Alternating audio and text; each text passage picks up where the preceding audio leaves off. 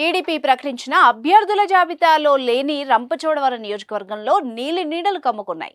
అక్కడ సైకిల్ గాలి బాగా వీస్తున్నప్పటికీ అభ్యర్థిని ప్రకటించకపోవడంతో క్యాడర్లో అయోమయం నెలకొంది.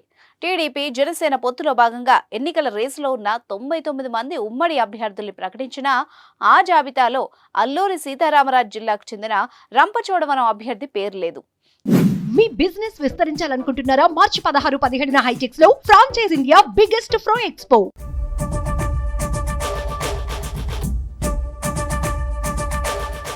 గిరిజనులు ఎక్కువ సంఖ్యలో నివసిస్తున్న రంపచోడవరంలో టీడీపీ ప్రభావం బాగానే ఉంది. అయితే గత ఎన్నికల్లో అనూహ్యంగా ఫ్యాన్ పార్టీ విజయం సాధించింది. ఇక్కడ వైసీపీ ఎమ్మెల్యే ధనలక్ష్మి కన్నా ఎమ్మెల్సీ అనంతబాబుకే పవర్ ఎక్కువ అని టాక్.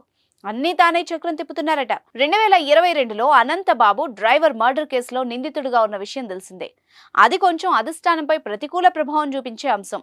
మరోపక్క సిట్టింగ్ ఎమ్మెల్యే ధనలక్ష్మి గిరిజనుల సమస్యలపై పెద్దగా ఫోకస్ పెట్టలేదని ప్రచారం సాగుతోంది. జీవో నెంబర్ 3కు సంబంధించి గిరిజనుల పక్షాన పోరాటం చేయడంలో వైసీపీ ఎమ్మెల్యే ఉత్సాహం చూపలేదట. మరోపక్క పోలవరం ముంపు మండలాలు కొన్ని రంపచోడవరం నియోజకవర్గంలో ఉన్నాయి.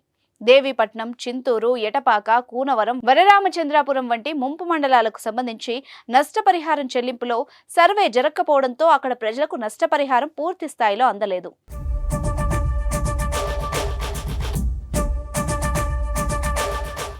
ఇది కూడా వైసీపీకి ప్రతికూలంగా మారే అంశంగా ఎనలిస్టుల అంచనా. దీంతో ముంపు మండలాల బాధితులు టీడీపీ వైపు చూస్తున్నట్టు తెలుస్తోంది. వైసీపీ అధికారంలోకి వచ్చాక పోలవరం ప్రాజెక్టు పనుల్లో స్పిల్వే ఎత్తు పెంచారు. దీని ప్రభావంతో దేవీపట్నం మండలంలో నివాసితులు ముంపుకు గురవుతున్నారు. చిన్నపాటి వర్షానికే ప్రవాహం వెనక్కి రావడంతో దేవీపట్నం మునిగిపోతోంది. వారికి పునరావాసం కల్పించడంలో తాత్సారం జరుగుతోంది. ఇటువంటి పరిస్థితుల్లో ఉన్న రంపచోడవరంలో టీడీపీ నేతలు ఉత్సాహంగా తిరిగితే అనుకూల ఫలితం తప్పకుండా వస్తుందని అనలిస్టులు అంటున్నారు. 2014 ఎన్నికల్లో వైసీపీ తరపున ఎమ్మెల్యేగా పోటీ చేసిన గెలిచిన వంతల రాజేశ్వరి చివరి వరకు ఫ్యాన్ పార్టీలో కొనసాగలేకపోయారు.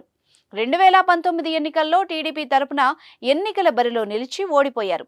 అయితే వచ్చే ఎన్నికల్లో ఆమెకు బదులుగా తెలుగు యువత అధ్యక్షుడు విజయభాస్కర్ భార్య మిరియాల శిరీషాదేవికి అవకాశం కల్పిస్తామని ప్రచారం జరుగుతోంది.